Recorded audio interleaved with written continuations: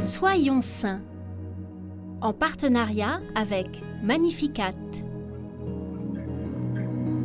Nous souhaitons une belle fête aux Gildas et aux Viliane. Aujourd'hui, nous découvrons le bienheureux Bronisław Markiewicz, polonais né en 1842. Issu d'une famille de 11 enfants, dont le père est le maire de la ville, il perd la foi à l'adolescence.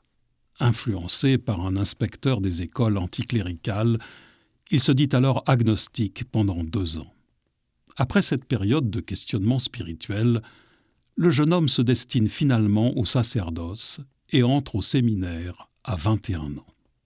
Après son ordination, il est envoyé dans le village de Harta en Pologne, où il fonde 3 nouvelles paroisses en zone rurale. Il enseigne tout spécialement les jeunes les plus démunis et fonde un groupe de soutien aux alcooliques à qui il dit ces paroles « Vous devez engager sans cesse votre corps, tous vos sens et vos inclinations dans le service de Dieu en combattant pour sa gloire jour et nuit toute votre vie jusqu'à la mort. » Au cours d'une épidémie de choléra, il aide autant que possible les malades et organise des soupes populaires. Il en vient à être surnommé par la population « l'ange du réconfort ». En 1885, à 43 ans, il se sent appelé à intégrer un institut religieux dont le charisme est l'éducation des jeunes. Il part alors à Turin afin de rejoindre la congrégation des Salésiens.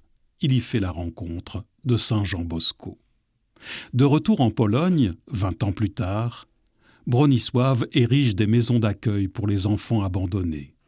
Il fonde également pour la jeunesse 2 congrégations placées sous le patronage de Saint Michel Archange.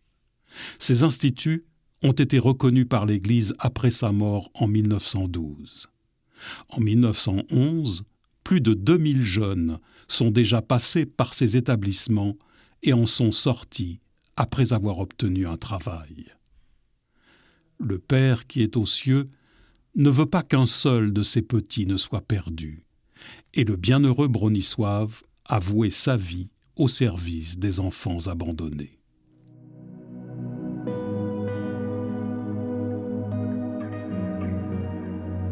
Par son intercession, supplions le Seigneur, Père de toute bonté, de nous obtenir la grâce de la persévérance dans le service de Dieu.